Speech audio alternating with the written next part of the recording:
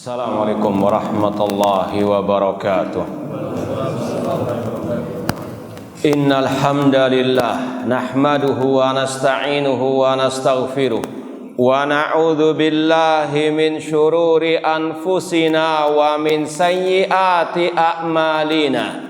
Man yahdihillahu fala mudhillalah wa man yudlil fala hadiyalah.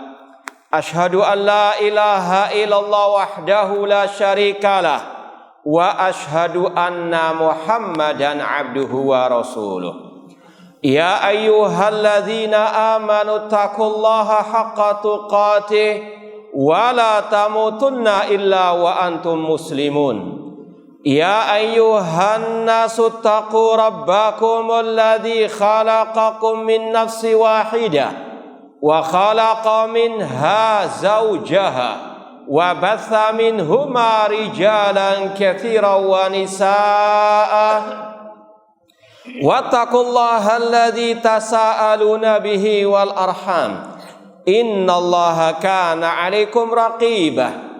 Ya ayyuhalladzina amanu taqullaha wa qulu qawlan sadida yuslih lakum a'malakum wa yaghfir lakum dhunubakum wa may yuti'illaha wa rasulahu faqad faza fawzan 'azima. Amma ba'd, fa inna asdaqal hadits kitabullah wa khairal hadi hadyu Muhammadin sallallahu alaihi wasallam wa syarrul umuri muhdatsatuha wa kullu muhdatsatin bid'ah wa kulla bid'atin dhalalah wa kulla dhalalatin finnar. Ma'asal muslimin, ikhwani fillah wa akhwati, bapak-bapak, ibu-ibu, saudara-saudari rahimani wa rahimakumullah. Alhamdulillah, segala puji bagi Allah Subhanahu wa taala yang mempertemukan kita kembali dalam kajian kitab tafsir surat Al-Fatihah oleh Fadilatul Syekh Muhammad bin Jamil Zainu rahimallahu taala. Semoga Allah Subhanahu wa taala menambahkan kepada kita ilmu yang bermanfaat dan al-amal as-saleh. Kita masih dalam pembahasan tentang keutamaan surat Al-Fatihah dari hadis Rasulullah sallallahu alaihi wasallam. Sudah kita pelajari dua hadis tentang keutamaan surat Al-Fatihah. Dan sekarang al-hadis as-salis, hadis yang ketiga. Wa an Ibni Abbasin radhiyallahu anhuma qala, dari Abdullah bin Abbas radhiyallahu taala anhuma, beliau adalah sepupunya Rasul yang pernah didoakan oleh Rasul, Allahumma faqihhu fiddin wa 'allimhu ta'wil. Rasul pernah mendoakan Abdullah bin Abbas dengan doa, ya Allah, pahamkanlah Abdullah bin Abbas tentang ilmu agama ini dan ajarkanlah kepada beliau tafsir Al-Quran. Dan Allah pun mengijabahi, mengabulkan doa Rasul dan menjadikan Abdullah bin Abbas termasuk ahli tafsir dari kalangan para sahabat Ar-Rasul sallallahu alaihi wasallam. Abdullah bin Abbas radhiyallahu anhu berkata, bainama Rasulullah SAW wa indahu Jibril sami'a naqidan ay sautan fauqahu. Ketika Rasul duduk bersama para sahabat beliau, malaikat Jibril menziarahi Rasul, mendatangi Rasul sallallahu alaihi wasallam. Kemudian tiba-tiba Jibril mendengarkan suara dari langit, sautan fauqahu, dari atas beliau. Farafa Jibril basarahu ila sama. Kemudian malaikat Jibril mengarahkan pandangan beliau ke arah langit. Faqala, dan malaikat Jibril berkata, hadza babun qad futiha minas sama ma futiha qat. Kata malaikat Jibril, ini adalah pintu yang telah dibuka dari langit yang belum pernah dibuka sebelumnya. Qala, kemudian Dikatakan oleh malaikat Jibril, fanazala minhu malakun. Kemudian turun malaikat dari langit. Fa'atan nabiyya sallallahu alaihi wasallam faqala. Dan malaikat dari langit tersebut mendatangi Rasulullah SAW seraya berkata, abshir binuraini qad utitahuma. Bergembiralah wahai Rasulullah SAW, karena engkau telah diberi dua hal. Lam yu'tahuma nabiyyun qablaka, yang tidak pernah diberikan kepada nabi sebelummu. Apa dua hal tadi? Kata malaikat tersebut, Fatihatul Kitab, surat Al-Fatihah, wa khawatimu suratil Baqarah, dan ayat-ayat terakhir penutup dari surat Al-Baqarah. Lam taqra harfan minha illa utitahu. Tidaklah engkau membaca satu huruf darinya kecuali akan engkau diberi oleh Allah Subhanahu wa taala. Hadis riwayat Imam Muslim dan selainnya. Kalau dalam Sahih Muslim bisa dilihat dalam kitab Salatul Musafirin. Ya, kalau mau lihat lebih istilahnya referensi utamanya Sahih Muslim dalam kitab Salatul Musafirin, bab tentang keutamaan surat Al-Fatihah. Ana ulangi lagi terjemahannya. Ketika Rasul duduk bersama para sahabat beliau, malaikat Jibril mendatangi menjenguk Rasulullah SAW. Dan beliau tiba-tiba mendengar suara, kalau kata para ulama, suara seperti pintu yang terbuka. Malaikat Jibril tiba-tiba mendengarkan suara dari atas beliau. Lalu Jibril pun mengangkat atau mengarahkan pandangan beliau ke arah langit seraya berkata, ini pintu telah dibuka dari langit, atau pintu langit telah dibuka yang sebelumnya belum pernah dibuka. Kemudian turun malaikat mendatangi Rasulullah SAW seraya berkata, bergembiralah dengan dua cahaya yang telah diberikan kepadamu wahai Nabi Muhammad, yang tidak pernah diberikan kepada nabi sebelummu, yaitu surat Al-Fatihah dan penutup surat Al-Baqarah. Tidaklah engkau membaca satu huruf darinya kecuali engkau diberinya. Riwayat Imam Muslim dan yang lainnya. Kita baca min fawaidil hadis, pelajaran faedah yang bisa dipetik dari hadis tadi. Tentunya intinya tadi yaitu keutamaan surat apa? Al-Fatihah. Rasul diberi surat Al-Fatihah, diturunkan surat Al-Fatihah yang belum pernah diturunkan kepada nabi sebelum beliau. Ini keutamaan surat Al-Fatihah, keistimewaannya atau salah satu keistimewaannya. Di antara faedah hadis tadi yang pertama, nuzulu Jibril alaihi salam wa ziyaratuhu lin nabiyyi ahyana. Dari hadis tadi kita mengetahui malaikat Jibril terkadang turun kepada nabi, menziarahi nabi. Ini perlu kita tegaskan dalam segi bahasa Arab, kata-kata ziarah itu tidak identik dengan ziarah kubur. Ya, harus dipahami. Kadang ada bedanya antara bahasa Arab aslinya dengan terjemahannya. Kalau orang-orang kita mendengar istilah ziarah itu identik dengan apa? Ziarah kubur, padahal tidak selalu dalam bahasa Arabnya. Bahasa Arab kata-kata ziarah itu umum untuk yang meninggal atau yang masih hidup. Misalnya anak mengatakan sa'zuruka ghadan insyaallah, aku akan menziarahimu besok insyaallah. Berarti dia sudah mati atau masih hidup? Masih hidup. Sekali lagi, kata-kata ziarah dalam bahasa Arab tidak identik, tidak selalu berkaitan dengan ziarah kubur, namun lebih umum. Ya, di sini diantaranya malaikat Jibril terkadang turun menziarahi Nabi, mendatangi Nabi. Ya, terkadang. Tentunya semuanya dengan seizin dari Allah. Karena malaikat, sebagaimana kata Allah dalam surat At-Tahrim ayat ke-6, la ya'sunallaha ma amarahum wa yaf'aluna ma yu'marun. Mereka tidak pernah bermaksiat kepada Allah dan mereka senantiasa melaksanakan apa yang diperintahkan oleh Allah Subhanahu wa ta'ala. Dan wajib kita yakini malaikat yang termulia adalah malaikat Jibril. Sebagaimana kata Allah dalam surat Al-Qadar, tanazzalul malaikatu waruh.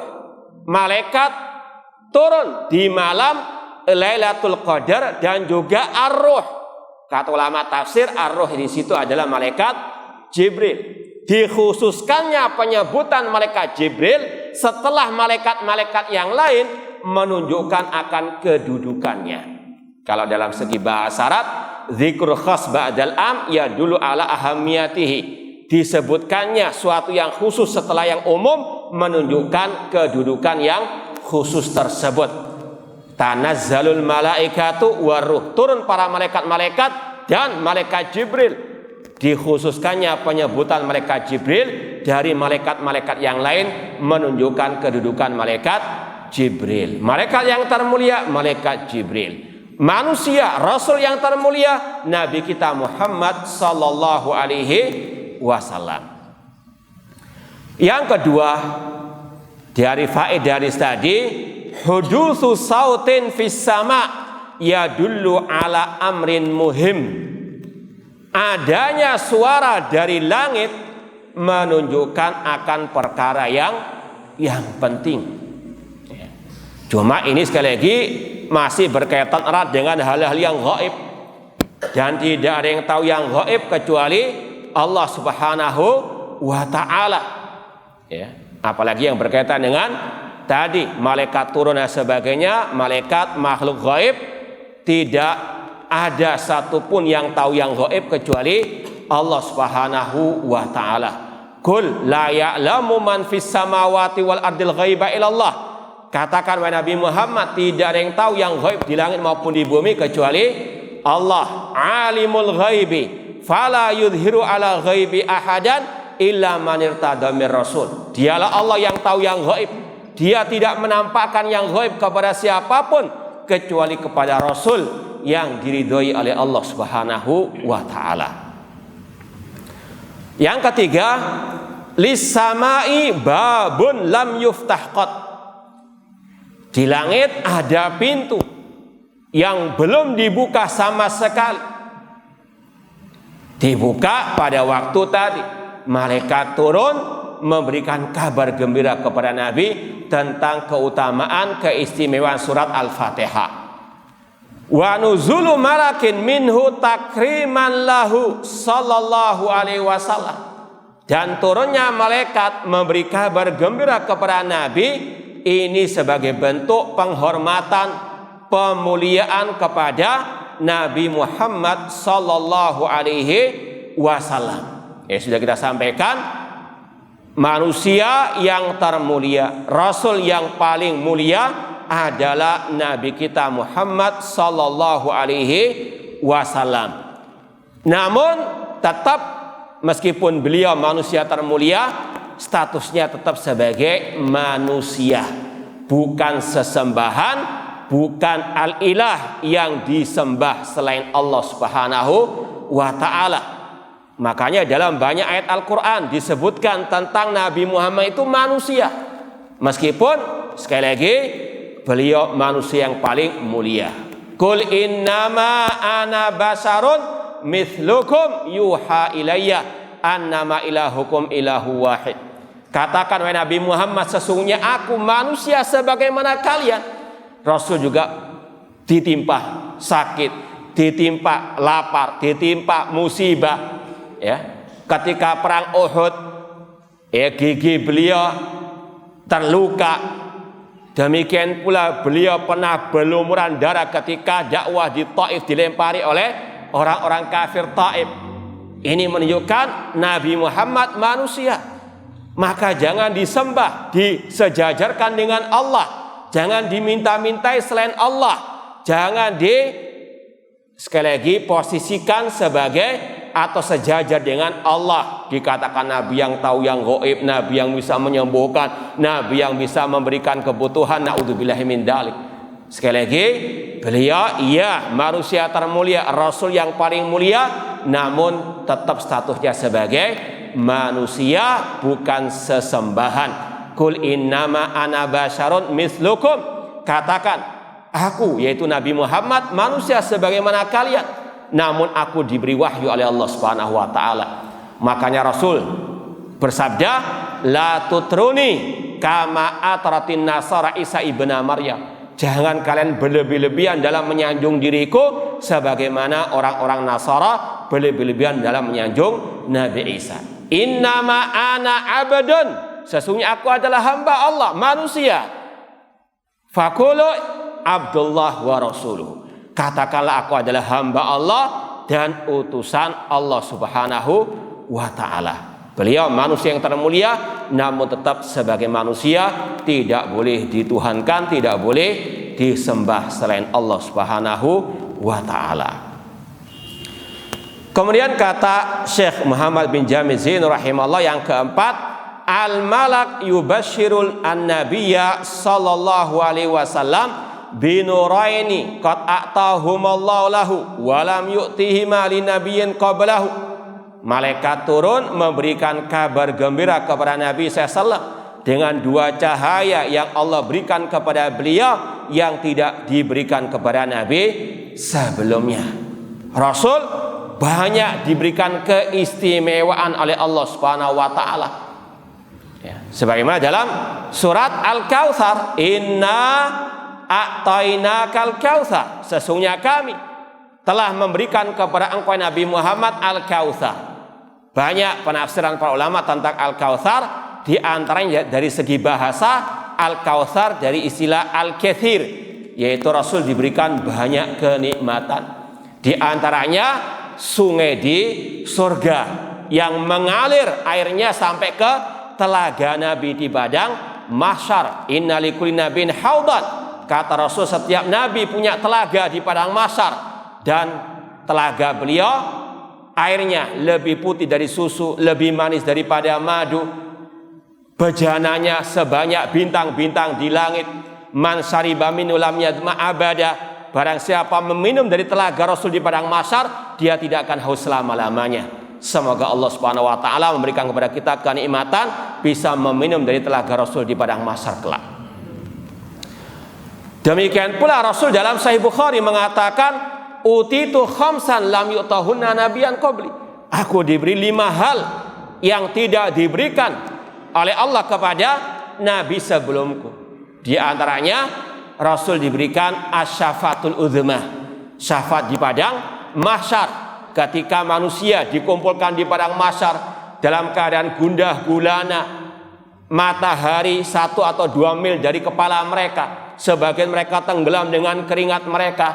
Ada sebagian orang yang diberikan naungan oleh Allah Subhanahu wa taala. Semoga Allah memberikan kepada kita naungannya di hari kiamat kelak. Manusia pun datang kepada Nabi Adam, memohon pertolongan kepada Nabi Adam agar meminta kepada Allah segera diputuskan perkara mereka. Nabi Adam tidak sanggup. Nabi Adam mengatakan, itu Nuhan awwala rasul. Datangilah Nabi Nuh, rasul pertama. Nabi Nuh juga tidak sanggup membantu mereka. Mereka datang kepada Nabi Ibrahim, Nabi Musa, Nabi Isa, semuanya tidak bisa menolong mereka. Nabi Muhammad mengatakan, analaha, aku yang akan maju kepada Allah Subhanahu wa taala. Rasul sujud di hadapan Allah, kemudian Allah mengatakan, irfa ra'sak, angkat kepalamu, wasal tu'ta, mintalah engkau akan diberi, wasfa'tu syafa', mintalah syafaat engkau akan diberi syafaat Nabi Muhammad. Maka pada saat itulah Allah pun mendatangi penduduk padang mahsyar. Dan itulah yang Allah firmankan, wa jaa'a rabbuka wal malaku saffan saffa. Allah datang dan malaikat dalam keadaan berbaris-baris. Ini syafaatul uzma. Demikian pula Rasul diberikan keistimewaan, ju'ilat liyal ardu masjidan wa tahura. Masjid ataupun bumi dijadikan oleh Allah untukku tempat untuk salat dan tempat yang suci. Ayyuma rajulin adrakatus shalah falyusalli. Di mana saja seseorang itu mendapati waktu salat, dia boleh salat di mana saja. Meskipun di tanah atau di gurun pasir tanpa sajadah misalnya. Hukum asalnya tanah, bumi itu suci, ya, kecuali kalau memang ada najisnya beda lagi. Namun secara asal apapun tempat di atas muka bumi ini sah untuk dijadikan tempat sholat, kata Rasulullah SAW. Kemudian yang ketiga di antara keistimewaan yang Allah berikan kepada Nabi Muhammad SAW, yaitu kana nabiyyu bu'itsa ila qaumi khassatan wa bu'itsu ila nasi jami'an. Dahulu para nabi diutus kepada kaumnya masing-masing, namun aku diutus kepada seluruh umat manusia, bahkan kepada al-jin. Kemudian yang keempat di antara keistimewaan Rasul SAW, uhillat yal maghanim, dihalalkan bagiku harta rampasan perang. Kemudian Rasul SAW juga utia jawami'il kalim, diberikan ucapan yang singkat namun padat maknanya. Dan masih banyak lagi keistimewaan Nabi kita Muhammad SAW. Di antaranya di sini Rasul diberikan 2 cahaya oleh Allah. Apa cahaya tersebut? Fatihatul Kitab. Yang pertama surat Al-Fatihah, dan yang kedua awakhir suratil Baqarah, akhir-akhir dari surat Al-Baqarah. Adapun Fatihatul Kitab maksudnya surat Al-Fatihah, Alhamdulillahirabbil alamin dan seterusnya. Adapun khawatim suratil Baqarah humal ayatan. Adapun penutup surat Al-Baqarah yang dimaksud di situ adalah 2 ayat terakhir. Al-Baqarah 285 sampai 286. Yang mana dalam Sahih Bukhari Muslim juga Rasul mengatakan tentang 2 ayat ini, man qara'a hatainil ayataini min akhir suratil Baqarah fi lailatin kafatah. Kata Rasul SAW, barang siapa membaca 2 ayat ini, yaitu 2 ayat penutup surat Al-Baqarah setiap malam, maka Allah akan mencukupinya. Hadis riwayat Muslim atau juga dalam Bukhari Muslim. Kata Rasul sekali lagi, barang siapa membaca 2 ayat terakhir dari surat Al-Baqarah, Allah akan mencukupinya. Kata Imam An-Nawawi Asy-Syafi'i yang bermadzhab Syafi'i, dalam syarahnya terhadap hadis ini, beliau mengatakan mencukupinya dari, ada beberapa pendapat. Ada yang mengatakan mencukupinya dari qiyamul lail, salat semalam suntuk. Yang kedua, pendapat sebagian ulama mentafsirkan mencukupinya dari segala bentuk gangguan setan atau dari segala bentuk kejelekan. Atau ada sebagian pula yang mengatakan mencukupinya dari pelajaran-pelajaran tauhid akidah. Karena inti 2 ayat ini berkaitan erat juga dengan al-akidah. Maka nasihat untuk saya pribadi dan juga untuk jamaah sekalian, jangan sia-siakan keutamaan ini. Baca sebelum tidur 2 ayat ini. Ini sekali lagi petunjuk sunnah Rasulullah SAW yang keutamaannya luar biasa. Namun kata Imam Ibnu Qayyim rahimahullah, kalau nggak salah sudah pernah kita sampaikan pada waktu yang lalu, beliau mengatakan afdalu dzikri wa anfa'uhu ma wata'al qalbul lisana. Zikir yang paling afdal, yang paling bermanfaat, zikir yang diucapkan oleh lisan dan dipahami oleh hati, dijiwai, diyakini. Ya. Maka perlu untuk kita sedikit mempelajari isi dari 2 ayat ini. Ya. Sekali lagi, perlu untuk kita amalkan sebelum kita tidur atau pada waktu malam kita baca 2 ayat ini. Namun perlu kita pahami juga apa isinya. Allah berfirman, "Amanar rasulu bima unzila ilaihi min rabbi wal mu'minun." Rasul beriman dengan apa yang diturunkan kepadanya dari Rabb-Nya. Nabi kita Muhammad SAW mengimani semua yang diturunkan oleh Allah kepada beliau. Demikian pula orang-orang yang beriman. Ini kewajiban kita sebagai orang beriman, mengimani semua yang diturunkan oleh Allah. Tidak boleh kita mengkufurinya, mengingkarinya, ataupun kita menolaknya. Na'udzubillahi min dzalik. Kemudian kullun amana billahi wa malaikati wa kutubihi wa rusulih. Semuanya, yaitu Rasul, orang-orang yang beriman kepada Allah, kepada para malaikatnya, kepada kitab-kitabnya, kepada para rasul-rasulnya. Ini berkaitan dengan apa? Rukun iman. Tidak sah iman kita sampai mengimani 6 rukun iman. Cuma dalam ayat ini hanya disebutkan 4 rukun iman. Iman kepada Allah, kepada para malaikat, kepada para kitab, kepada para rasul. Al-iman kepada hari akhir, kepada takdir, ini dalam ayat-ayat yang lainnya. Ya. Sedikit kita perlu sampaikan apa makna iman kepada Allah. Kata ulama, iman kepada Allah mengandung 4 hal. Yang pertama, mengimani wujudnya Allah. Allah itu ada wujudnya. Ini disampaikan oleh para ulama untuk membantah kelompok ateis yang mereka mengingkari wujudnya Allah. Ada cerita yang menarik dari Imam Abu Hanifah rahimahullah. Ketika beliau debat dengan orang ateis yang mengingkari wujudnya Allah. Kata Imam Abu Hanifah rahimahullah, gak usah jauh-jauh kita debat, ya. Coba kalau ana mau ceritakan, ada sebuah kapal berlayar di lautan, di samudra. Dia merapat di pelabuhan, ya, menurunkan penumpang, menurunkan barang, tapi nggak ada nakodahnya. Ya, ada kapal, nggak ada nakodahnya, bisa berlayar sendiri. Ya. Kata orang ateis itu nggak mungkin, ya, ada kapal apa berlayar tanpa nakodah.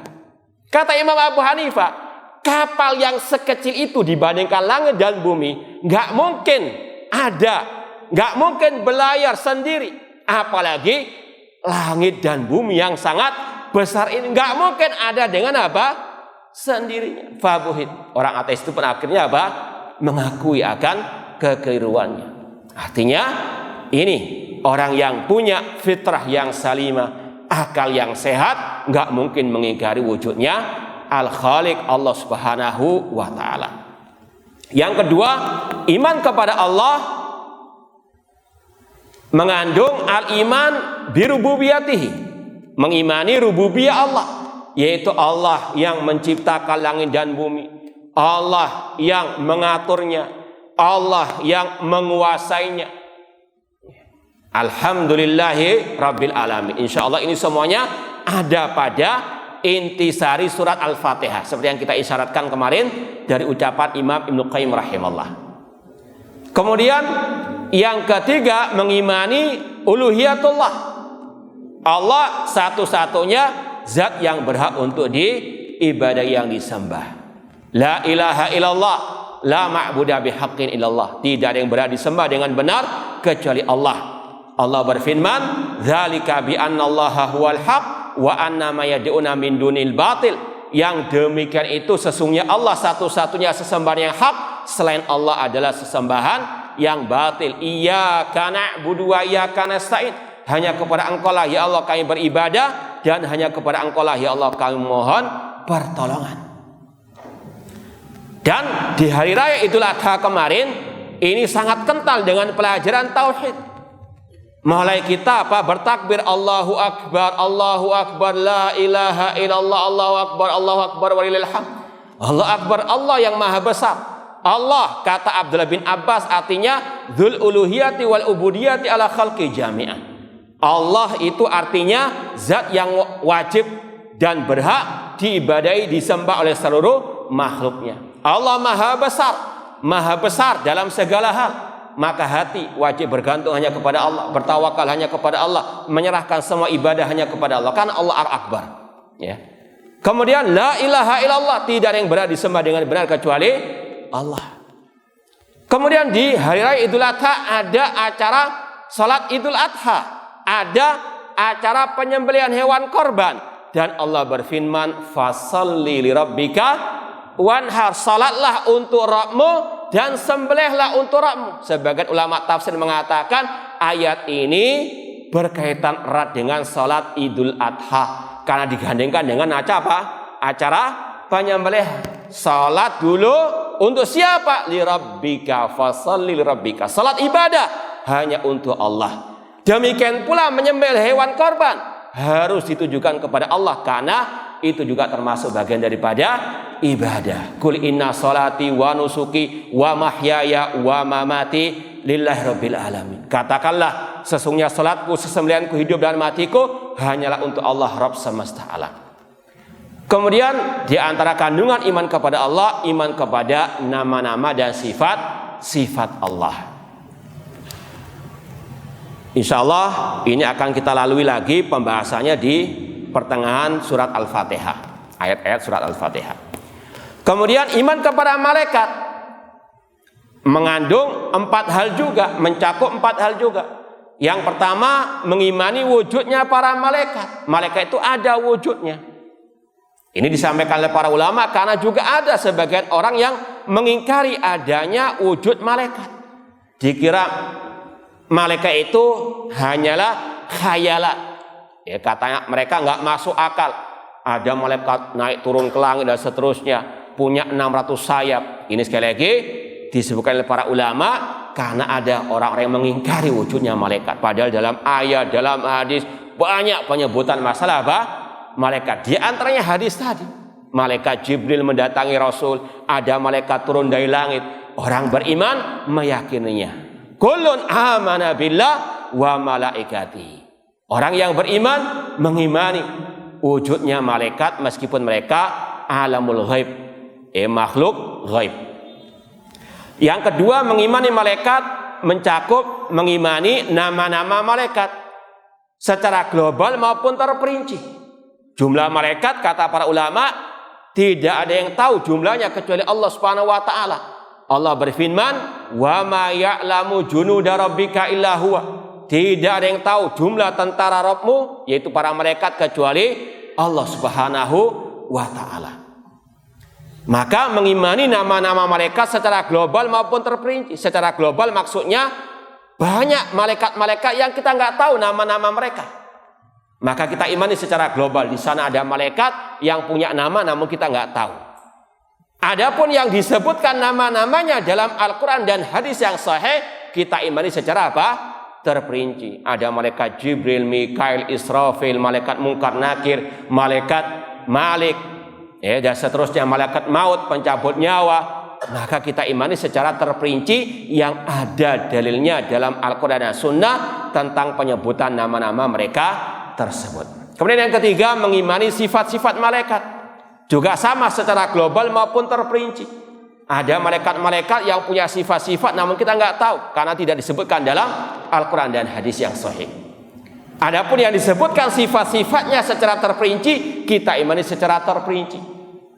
Contoh malaikat Jibril, Rasul pernah melihatnya dengan apa? 600 sayapnya yang menutupi jagat raya. Ada malaikat Munkar wan Nakir yang kata Rasul aswadani azraqan, warnanya hitam biru, ya, itu kata Rasulullah sallallahu alaihi wasallam. Demikian seterusnya. Meskipun sifat mereka ada persamaannya, yaitu tadi la ya'sunallah, mereka tidak pernah berbuat maksiat kepada Allah Subhanahu wa taala. Kemudian yang keempat, mengimani tugas para malaikat. Allah mengatakan tidaklah kami, yaitu para malaikat, kecuali punya tugas masing-masing. Malaikat Jibril tugasnya menurunkan wahyu, malaikat Israfil meniup sangkakala, malaikat Mikail menurunkan hujan, malaikat Munkar wan Nakir bertanya kepada yang di alam barzah, marrabbuka, siapa Rabbmu, wa man nabiyuka, siapa nabimu, wa madinuka, dan seterusnya. Setiap malaikat punya tugas masing-masing. Kita wajib mengimaninya secara global maupun terperinci. Kemudian wa kutubihi, mengimani kitab-kitab Allah. Ada 4 kandungannya juga kata para ulama. Yang pertama, mengimani bahwasanya Allah menurunkan kitab-kitab tersebut dan semuanya adalah kalamullah. Allah yang menurunkan kitab-kitab tersebut kepada para rasulnya. Allah turunkan Taurat kepada Musa, Injil kepada Nabi Isa, Zabur kepada Nabi Daud, Al-Quran kepada Nabi kita Muhammad sallallahu alaihi wasallam, dan semuanya itu adalah kalamullah, firman-firman Allah. Kemudian yang kedua, mengimani nama-nama kitab-kitab tersebut secara global maupun terperinci. Allah mengatakan, kana nasu ummatan wahidah fa ba'atsallahu an-nabiyyina mubasysyirin wa mundhirin. Dahulu manusia umat yang satu bertauhid, kemudian setelah muncul kesyirikan di zaman kaum Nabi Nuh, Allah mengutus Nabi Nuh, mengutus para nabi, para rasul, wa anzala ma'humul kitab. Mereka membawa kabar gembira dan pemberi peringatan, dan Allah katakan diturunkan kepada mereka semuanya kitab. Wa anzala ma'humul kitab. Setiap nabi membawa kitabullah dari Allah Subhanahu wa taala. Cuma tidak semuanya disampaikan nama-namanya oleh Allah dalam Al-Qur'an dan hadis. Ya, maka kita imani secara global. Setiap nabi diberikan oleh Allah sebuah kitab. Tapi tidak semuanya kita ketahui apa namanya. Kita imani secara global. Adapun yang disebut secara terperinci, maka wajib diimani secara apa? Terperinci. Yang ketiga, mengimani kitab Allah artinya mengimani, membenarkan semua kabar berita yang Allah turunkan dalam kitab-kitab tersebut. Membenarkan semua kabar berita. Dan yang keempat, mengamalkan syariat kitab-kitab tersebut. Dan semua kitab-kitab tersebut dihapus syariatnya oleh Al-Quranul Karim. Inna anzalna ilaikal kitaba bil haqqi musaddiqan lima baina yadayhi wa muhaiminan alaih. Al-Quran sebagai batu ujian, ya, sebagai timbangan tolak ukur atas semua kitab-kitab sebelumnya. Tugas umat Islam mengamalkan syariat Al-Quran saja. Kemudian warusulihi, mengimani para rasul-rasul Allah. Sama juga ada 4 kandungannya. Kurang lebih sama dengan iman kepada kitab Allah. Yang pertama, mengimani Allah yang mengutus para rasul tersebut. Wa ma arsalna min qablika mir rasulin illa nuhi ilai annahu la ilaha illa ana fa'budun. Tidaklah kami, kata Allah, mengutus sebelum engkau seorang rasul kecuali kami wahyukan kepadanya la ilaha illa ana, tidak ada yang berhak disembah dengan benar kecuali aku, maka sembahlah aku, kata Allah. Ini tugas para anbiya wa rasul, mendakwakan tauhid kepada umatnya. Kemudian yang kedua, mengimani nama-nama para rasul secara global maupun terperinci. Karena nggak semua nama-nama para rasul disebutkan dalam ayat ataupun dalam hadis. Yang disebutkan hanya sebagian saja. Ya. Yang ketiga, sama dengan iman kepada kitab, membenarkan semua kabar berita para rasul. Membenarkan semua kabar berita para rasul. Dan yang keempat, mengamalkan syariat para rasul, dan semua syariat para rasul dihapus dengan syariat siapa? Nabi kita Muhammad sallallahu alaihi wasallam. Jadi itu tentang 4 rukun iman. Insyaallah suatu saat akan disampaikan lagi iman kepada hari akhir dan juga iman kepada takdir. Kemudian kata Allah, la nufarriqu baina ahadin mir rusuli. Kami tidak membedakan seorang pun dari para rasul. Artinya wajib bagi seorang muslim muslimah mengimani semua para rasul-rasul Allah.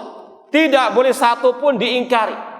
Ya. Diingkari satu itu sama dengan mengingkari semua para rasul. Tidak sah keimanan seorang hamba sampai mengimani semua para rasul Allah. Makanya Allah berfirman, kadzabat qaumun Nuhinil mursalin. Kaum Nabi Nuh mendustakan semua para rasul. Padahal pada waktu itu yang ada siapa dari para rasul? Nabi Nuh. Ya, ketika kaum Nabi Nuh mendustakan Nabi Nuh, Allah katakan kaum Nabi Nuh mendustakan semua para rasul.